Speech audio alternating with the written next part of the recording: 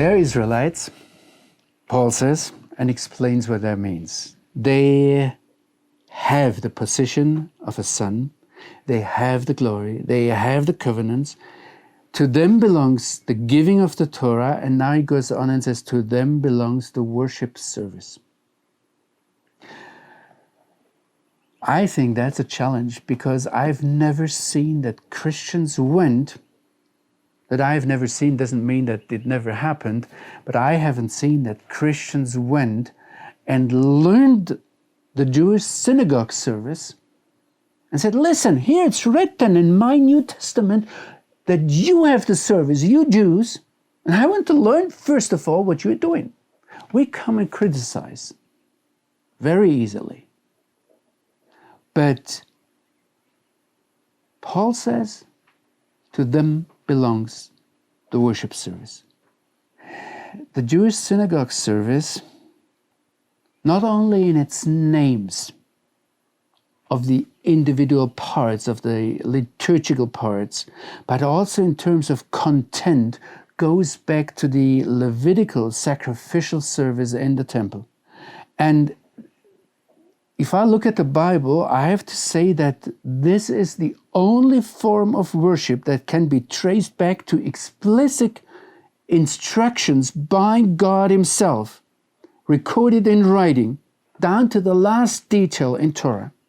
After the Pentateuch, after the 5 books of Moses, and Leviticus is all basically devoted to the sacrificial service, later biblical writings never in a similar way devote time, effort, up to the New Testament, to show us alternative forms of worship.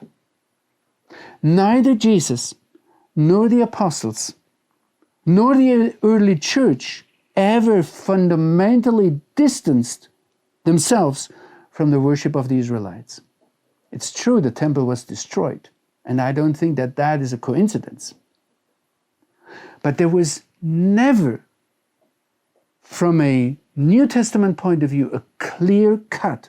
Actually, if you look, the last thing Paul did in Jerusalem before he was arrested and then taken to Caesarea and then taken west later on, the last thing he did was he was offering sacrifices in the temple.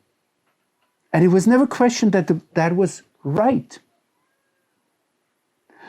I would like to challenge all of us to go and learn from the Jewish people. And you know that the first thing, when I had times when I went much more to synagogue and I tried to understand and try to learn and to see what they do, the first thing I realized is one fundamental difference with all Christian worship services. All. If you take the prayer books, also of traditional Christian churches, and it gets much worse, and I say this worse in quotation marks, it gets much worse if you go into modern evangelical or even charismatic worship services. It comes all from our heart. And already the old prayer books of the church fathers, they bring in a lot of dogmatic that you have to check, because it's neither in the Old Testament nor in the New Testament. It's neither in the Tanakh, in Moses, the prophets, and the writings, nor in the tradition that talks about Yeshua and the apostles. So what we have to do, if we're good, faithful Christians, we have to check. You know, what I realized is that a Christian service, if I take it seriously, is very, very demanding. You could never fall asleep in a Christian service, because you always have to be tense and check, is this now in according with the Word of God? Whereas if I go into the synagogue, I happily sleep. because except for a very few exceptions, it's basically all Word of God. It's the Psalms they pray. It's the Torah they repeat. Sometimes they bring in a sermon, and a rabbi or some of the church or the congregational elders, I say, the leading people in the synagogue say a few words about what they think. That you have to check again. But then they go back and look at the Jewish book of prayer.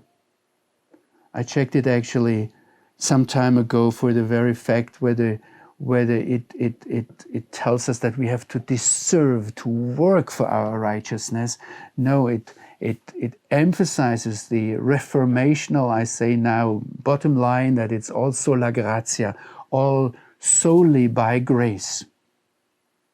Or you might ask whether the sacrifices, whether we need them. Because we have Jesus, right?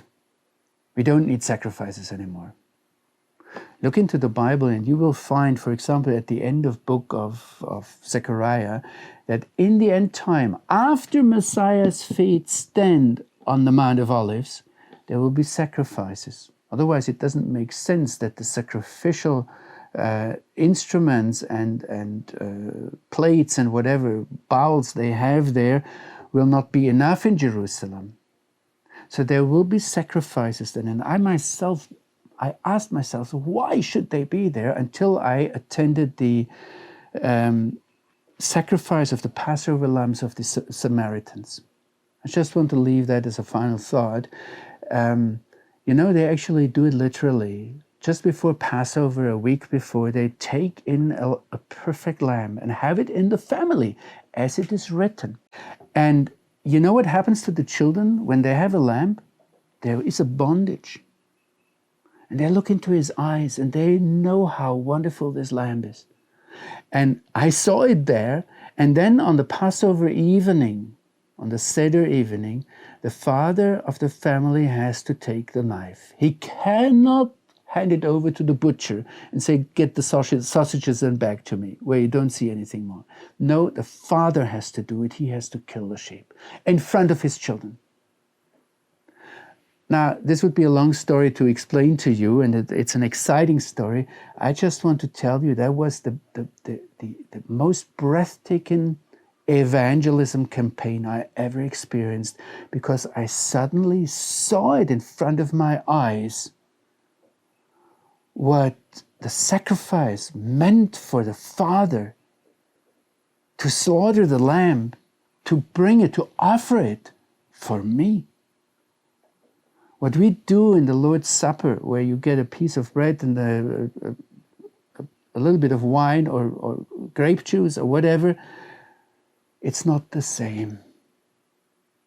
So I understood why there might be a necessity for sacrifices also in the future, to at least show to us what God did to us.